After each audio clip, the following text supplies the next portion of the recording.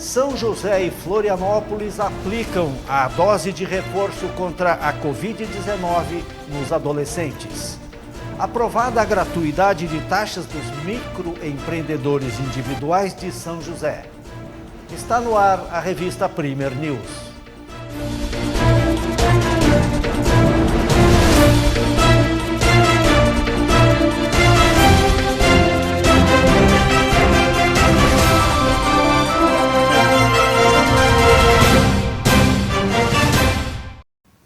Os adolescentes começam a receber a dose de reforço contra a Covid-19 na Grande Florianópolis.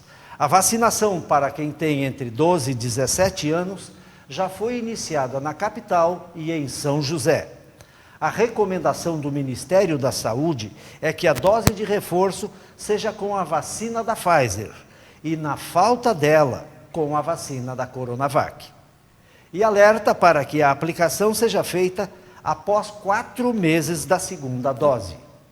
Os pais ou responsáveis devem procurar a unidade básica de saúde do seu bairro para saber da disponibilidade das doses e o horário da vacinação. Será aberto no dia 7 de junho o primeiro Seminário do Meio Ambiente de São José.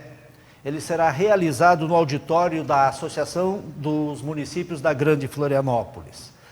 Dentre os assuntos, as mudanças no Código Ambiental, e o palestrante sobre este assunto é o ex-presidente do IMA, Instituto do Meio Ambiente, e também advogado Alexandre Valtric Ratz, que conversa conosco agora. Doutor, muito obrigado por aceitar o convite. E eu já vou fazendo a pergunta. Qual é o maior problema hoje da questão do Código Ambiental, dessas mudanças? Está mais na zona urbana ou na área rural?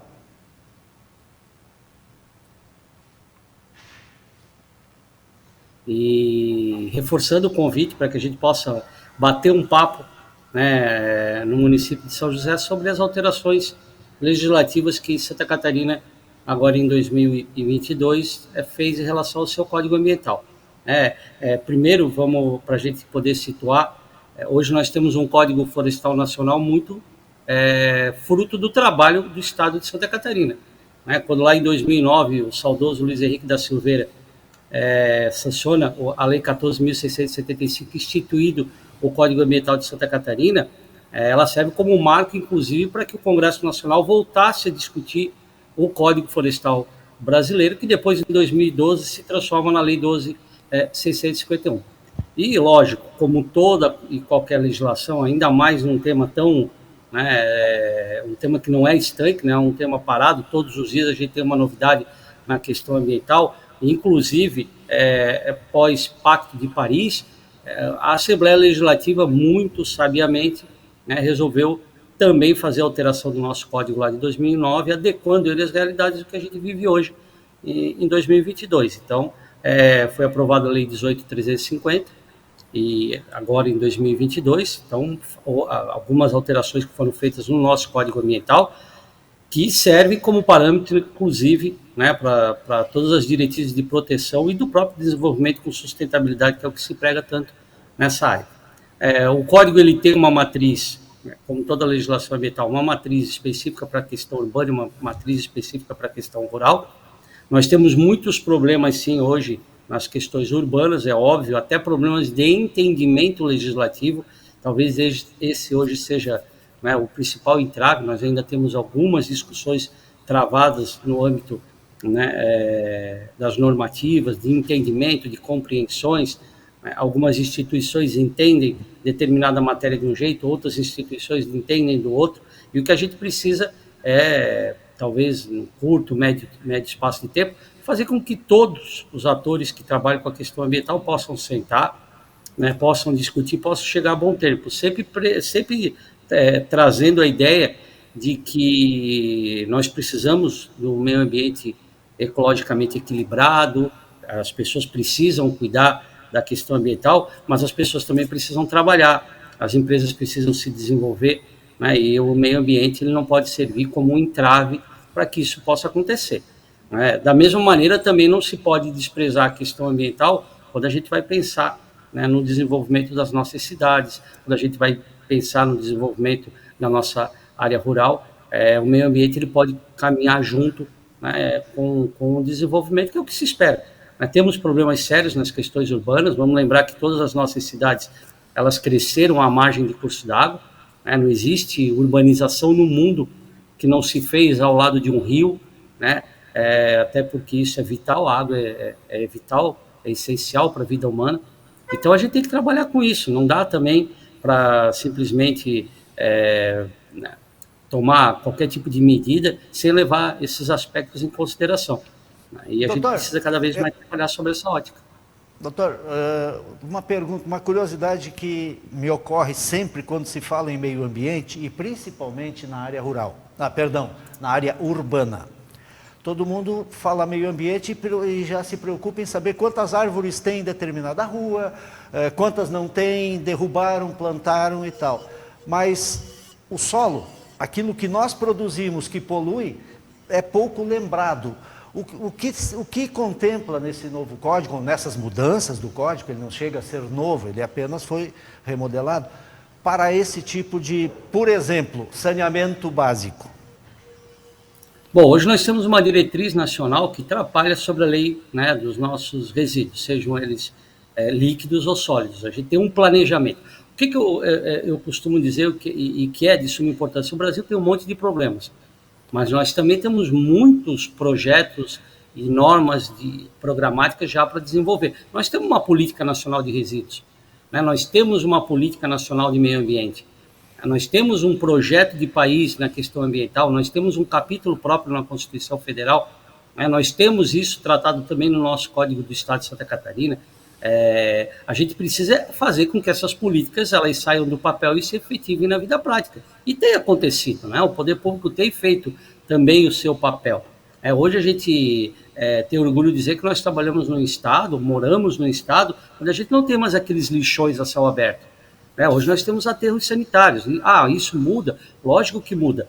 Um aterro sanitário licenciado, ele tem todos os controles ambientais que têm que ser feitos. E esses controles são prestados contas para o poder público. Então, na questão urbana, a gente tem um trato com a causa, né, principalmente dos resíduos, que hoje praticamente ela é toda normatizada, regrada. Então, a gente consegue eliminar um certo problema. Nós ainda temos que trabalhar com a questão da educação ambiental do ponto de vista do descarte, né, como deve ser feito. A questão dos solos, né? A gente tem ocupação das nossas cidades, a gente viu agora o que está acontecendo, né, lá no Nordeste, né, infelizmente, as mortes que acontecem por conta de desastres naturais, que poderiam ser evitados com ações humanas, é óbvio, mas a gente tem uma ocupação feita nas nossas cidades de áreas que não poderiam ter sido ocupadas, mas foram. Então agora a gente tem que trabalhar através das políticas públicas que isso seja minimizado, né? As pessoas que moram em área de risco têm que ser retiradas de lá, mas nós temos que levar elas para algum local, e aí é o trabalho do poder público de poder primeiro identificar essas áreas que são prioritárias do ponto de vista da proteção ambiental e da necessidade, né, de remanejamento de pessoas, mas nós não podemos também esquecer que tem um ser humano ali, né? E as pessoas não têm culpa das cidades terem sido mal planejadas, né? A gente fala da causa ambiental, a causa ambiental ela vem com essência de 30 anos para cá, né? Até os anos 70 não se falava em meio ambiente, as cidades cresceram. Então agora o que a gente tem que fazer é usar essas normas, como o nosso Código Ambiental aqui no Estado, como a própria legislação federal, para que a gente possa normatizar e trazer um pensamento de futuro. Nós estamos, e a gente tem que entender isso, nós estamos trocando, né, o pneu com o carro em andamento. Ninguém simplesmente, a gente não pode esquecer que existem situações que têm que ser avaliadas. É para isso que a legislação vem. Ela vem para poder contemplar, né, conceituar, acima de tudo conceituar também. O nosso código traz alguns conceitos novos que a gente não tinha na legislação catarinense. A gente precisa do conceito para poder depois definir o que pode e o que não pode ser feito. Eu preciso saber o que é uma área protegida, até para depois poder proteger a área. Se eu não tenho o conceito científico, e esse conceito ele vem, né, dos estudos científicos, como é que eu vou poder proteger? A gente tem muitos problemas nas cidades, o saneamento básico no Brasil ainda é, né, uma situação quase de calamidade pública, temos muito o que fazer, né? A gente tem que trabalhar com a questão dos nossos resíduos, né, do ponto de vista de devolver, porque eles voltam para a natureza, né? Nós usamos a água ela acaba se transformando em esgoto, esse esgoto tem que ser tratado, esse esgoto volta para a natureza. A qualidade do que está retornando, né? Então, são matérias que nós temos cada vez mais que trabalhar e volto a dizer, legislação nós temos, legislações boas, modernas, né? As alterações que são feitas são para que sejam feitas essas adequações e a gente precisa trabalhar com isso. Doutor Alexandre, agora vou indo para a área rural. Há alguns anos passados, o Estado sofria, a área rural sofria com determinadas normas do meio ambiente sobre a preservação de áreas de rios. E estipulavam lá determinadas medidas que em Santa Catarina, pelo tamanho do estado e pela quantidade de nascentes ou de mananciais de água, se tornava impossível um agricultor produzir na área dele, porque reduziria muito. Alguma mudança nesse sentido ou continua como está? Porque o que se dizia na época é que da onde veio esta norma, lá de Brasília, ninguém conhecia a área rural do estado. O que mudou, o que não mudou, continua a mesma coisa, como é que está? Bom, primeiro ponto, né, é cada vez mais municipalizar o entendimento sobre áreas de proteção. Quem sabe o que é bom e o que deve ser preservado, sobre a nossa ótica, é o município, é lá que a gente vive. Né? Não adianta Brasília estar criando regra e não entender a realidade do país. Né? Você fazer área de preservação permanente na Amazônia, né, é uma situação. Você fazer isso em São Paulo é uma outra situação. Você fazer isso na cidade catarinense, outra situação. Ainda mais num estado onde as nossas propriedades rurais são pequenas, né? Nós não temos latifúndio em Santa Catarina, todas as nossas propriedades, na sua grande ou quase totalidade, são das famílias que produzem em áreas pequenas e que conseguem fazer verdadeiros milagres aí, né, com um pouco de área utilizável. Nós já temos, né, áreas preservadas. 20%, para que a gente tenha um número, né, possa partir de um número, 20% da nossa área rural em Santa Catarina é reserva legal. Né? Você não vai poder usar. Significa dizer que dos outros 80% que sobram na zona rural, você ainda tem que tirar todas as áreas que são consideradas de preservação permanente, inclusive as áreas, né, de curso d'água, de beira de curso d'água. Fora todas as áreas de nascente, todas as áreas que a gente tenha já as proteções legais. O que a gente não pode é, através de uma lei específica, limitar o que é o que não é, do ponto de vista do meio ambiente da natureza. A natureza ela não tem leis, né? Ela tem as leis dela, as leis naturais. Né? A gente não pode criar a expectativa de que vai haver menos ou maior proteção através de uma simples canetada. E também não pode vender a ilusão, né, como se vende muito, infelizmente, que nós vamos resolver isso através da edição de uma lei, de uma norma. A gente precisa trabalhar em conjunto, ciência, os órgãos ambientais, né, o poder legislativo. Não adianta prometer aquilo que depois não vai entregar. A gente teve alteração legislativa ano passado, né, com a diminuição das áreas de preservação permanente de beira de curso d'água, mas a própria lei determina que seja feito um estudo amplo, né, de segurança, um estudo que vai trazer conforto do ponto de vista de áreas que podem ou não ser áreas de risco.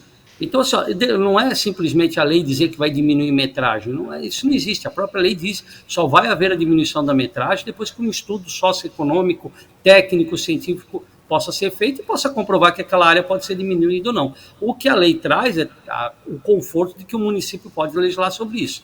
O nosso Código Ambiental em Santa Catarina já previa isso. Os municípios que tiverem legislação própria podem fazer o ordenamento do seu município, né? Mas isso ainda é discutível. Nós ainda temos órgãos de fiscalização que não entendem assim. Isso faz parte do Estado Democrático de Direito, né? Algumas teses que são levantadas que geram, por hora, insegurança jurídica, mas a gente está caminhando, talvez, para um entendimento do que vai ou não poder ser feito de forma correta. Lembrando sempre o seguinte, a gente não pode ter a ideia de que tudo vai ser proibido e que tudo vai ser liberado. Não é esse o papel, principalmente o papel do Estado. O papel do Estado é fazer o encontro daquilo que é cientificamente comprovado, aquilo que é importante para os municípios, principalmente na nossa zona rural. E principalmente no Estado, né, que é um Estado diverso do restante da Federação, é um estado de pequenos produtores, de famílias que trabalham, e que se tiverem toda a sua área, né, de propriedade inviabilizada do ponto de vista de produção agrícola, de produção econômica, o que vão fazer? Né? Esse pessoal vai se deslocar da zona rural para as cidades, vai acabar criando, né, problemas urbanos, como a gente viu aí nas últimas décadas. Então a gente precisa ter muita parcimônia e muito cuidado. Não prometer, volto a dizer, não é a lei que vai resolver alguns conflitos, a lei ela vai trazer uma normatização. Nós vamos ter que trabalhar com base nela para poder fazer a resolução. Né? Tratar o agricultor como ele tem que ser tratado, com respeito. Tratar o meio ambiente como ele tem que ser tratado, com respeito. E tentar fazer o encontro, né, dos dois para que isso possa gerar bons frutos.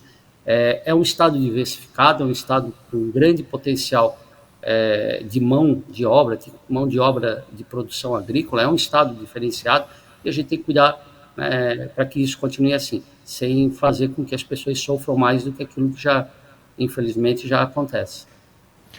Doutor, nosso tempo infelizmente acabou. Muito obrigado pela sua atenção, por ter aceito o convite da revista Premier News.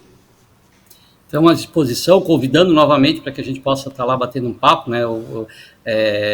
O título está até como palestra, mas eu não gosto de usar muito essa, né? A gente está lá para conversar e para tentar cada vez mais passar aquilo que pode, aquilo que não pode, aquilo que a lei alterou. Né? Tivemos diversas alterações para ver como realmente essa matéria ambiental é uma matéria conflitante. A lei é recente e nós já temos discussão sobre a sua constitucionalidade no nosso Tribunal de Justiça aqui em Santa Catarina. Entendeu? Então é isso, a gente ainda tem um país que trabalha com a questão da insegurança jurídica e é para isso que cada vez mais as pessoas conversando, se entendendo, né, criando alternativas. Eu tenho certeza que o meio ambiente ganha todo o estado, e especialmente o nosso município de São José, que abre a oportunidade de a gente ir conversando um pouquinho mais sobre essa questão que é de suma importância para o desenvolvimento da nossa cidade. Né? Vamos pensar que São José precisa cada vez mais cuidar também e dar atenção, né, para a questão ambiental, também. Falsários disfarçados de fiscais estão praticando roubos em Palhoça. Segundo a prefeitura, alguns criminosos com uniformes e crachás falsos da Diretoria do Bem-Estar Animal, de Beia, chegam às residências e as vítimas, achando que é um trabalho de investigação, permitem a entrada e acabam sendo roubadas. A prefeitura alerta que as fiscalizações são realizadas com veículos oficiais e os servidores devem apresentar documento de identificação. E recomenda também que, em caso de dúvida, entre em contato com a Diretoria do Bem-Estar Animal pelo telefone 32 15 12 ou pelo WhatsApp 99634 2260. Os microempreendedores de São José vão ter 100% de gratuidade das taxas municipais.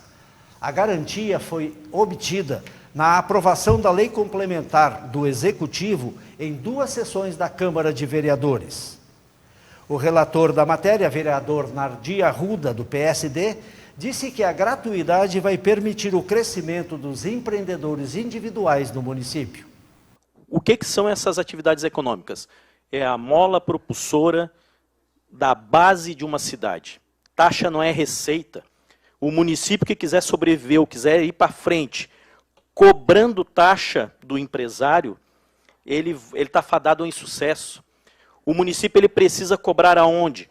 No imposto sobre serviço, no desenvolvimento da atividade econômica dentro da cidade. A taxa ela é uma contraprestação do serviço público. Se o serviço público não está sendo prestado, não existe cobrança de taxa. Nós conversamos com o vereador Nardi Arruda sobre este assunto. A entrevista você vai assistir depois do intervalo. Um instante só.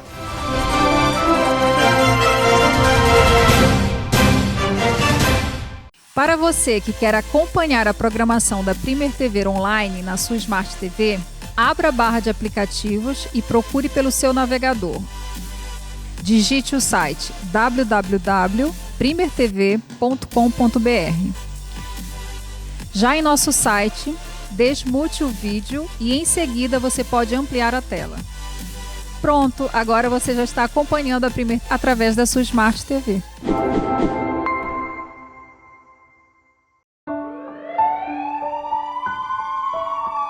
Todos os dias, milhares de pessoas precisam de socorro.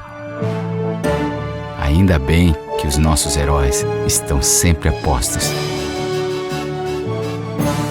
Para ser um deles, você não precisa ter superpoderes. Só precisa ter iniciativa. Cada voluntário é um herói. Procure o Hemosk e doe sangue.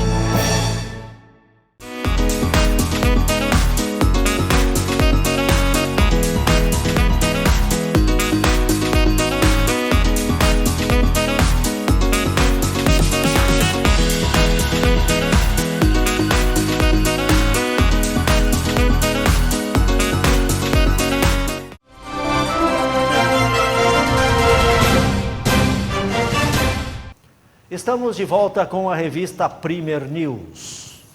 Os donos de terrenos baldios da capital podem pagar multa por falta de cuidados. O prefeito de Florianópolis, Topázio Neto, já enviou à Câmara para análise em regime de urgência a proposta que exige a limpeza e a manutenção dos terrenos sem ocupação. Segundo o prefeito, a falta de cuidado dos terrenos se tornam focos para muitas doenças. Pela proposta, os donos de terrenos que ofereçam riscos à saúde poderão pagar multa de R$ 5.000, mais os custos da limpeza, no valor de R$ 300 por metro quadrado. Como você assistiu no primeiro bloco, a Câmara de São José aprovou a gratuidade para os MEIs, os microempreendedores individuais, a gratuidade das taxas. O relator da matéria, que vai nos explicar melhor como isso funciona, foi o vereador Nardi Arruda, do PSD, que conversa agora conosco. Olá, vereador, obrigado por aceitar o nosso convite. E eu já vou lhe perguntando, como vai funcionar na prática esta gratuidade? Boa tarde, Léo Borba. Boa tarde a todos que estão acompanhando. Na realidade, ontem foi aprovada uma lei do Executivo que ele retroage os efeitos da taxa zero para o microempreendedor individual para o ano de 2014. Ou seja, todas as taxas que existem dentro do município de São José para mais de 11 mil microempreendedores, elas automaticamente serão canceladas. Nós temos aí algo em torno de 16 milhões em dívida ativa dos microempreendedores individuais que estão com essa lei sendo retroagida, ela será então extinta. É isso que na prática vai ocorrer. Bom, mas aí quais são as taxas que estavam na dívida ativa? Todas as taxas que a prefeitura cobra, vamos lá. Taxa da vigilância sanitária, taxa de alvará de funcionamento, taxa de abertura de processo, multa por não ter sido feito o cadastro dentro do município em 3 meses após a abertura da sua empresa, do microempreendedor individual. Tudo e qualquer taxa do município que tenha sido lançado no CNPJ de um microempreendedor individual, ela, a partir da sanção pelo prefeito Ovino, hoje, desta lei, ela será automaticamente eliminada. Ou seja, essa cobrança de taxa estaria, para melhor entendimento de quem está nos assistindo, ela estaria extinta, não existe mais? Exatamente. O governo entendeu, que nós temos uma lei de 2009 que, teoricamente, já dava isso. Infelizmente, um decreto emitido em 2013, ele disse que aquilo que era taxa zero para o microempreendedor só valia para o ano da abertura, voltando a cobrança normal a partir do 2º ano. Esta falha neste decreto é que criou todo este problema. E criou uma dívida de 16 milhões de reais para 11 mil MEIs dentro da cidade de São José. Então, estas dívidas lançadas em dívida ativa é que o governo agora entendeu, a administração atual, como o próprio secretário Bertini disse aqui na Câmara de Vereadores. Vereadores, esta é uma pedra no sapato da administração deixada, herdada pelas administrações anteriores. Nós precisamos resolver. E foi isso que a administração pública municipal fez no dia de ontem com a aprovação da lei aqui pela Câmara de Vereadores. No seu relatório, o senhor deixou bem claro que é uma maneira de incentivar o microempreendedor e até para valorizar o trabalho que ele presta para o funcionamento de uma cidade. Isso. Na realidade, a taxa zero para o microempreendedor individual ela já foi definida pelo governo federal quando da criação dos MEIs, lá em 2009. Infelizmente, os municípios demoraram a se enquadrar nesse critério. E eu entendo, agora como legislador, que na realidade o município que quiser viver da cobrança de taxa, ele está fadado ao insucesso. Na realidade, o desenvolvimento de uma cidade ele se dá pelo recolhimento dos impostos, daquilo que é imposto dentro da empresa, que seria o imposto sobre serviço, o ISS, o ICMS. Então, quanto mais o microempreendedor individual estiver livre para poder desenvolver sua atividade dentro da cidade, com a liberdade e sem ter o pagamento de taxas, ele poderá sim trabalhar muito melhor e se desenvolver no futuro para uma microempresa ou para uma empresa de pequeno porte ou, quem sabe, uma grande empresa. Vai depender do suor e do trabalho, do seu desenvolvimento da sua atividade. O senhor poderia dizer algumas das microempresas ou do trabalho dos microempreendedores individuais que estão dentro desta gratuidade? Léo, a gama é grande. Na realidade, eu diria para você que é toda a atividade que deixa viva uma cidade.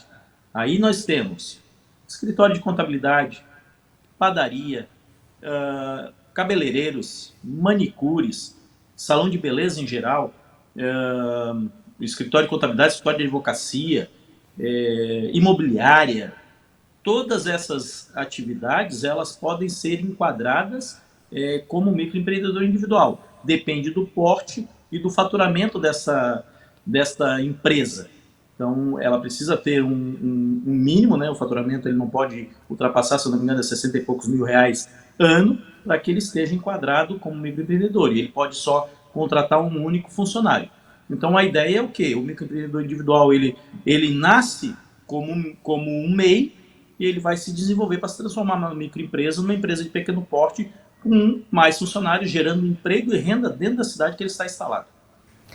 Vereador, muito obrigado pela sua atenção. Sei que a sua agenda é extensa e, mais uma vez, a gente se coloca à disposição aqui no programa Revista Premier News.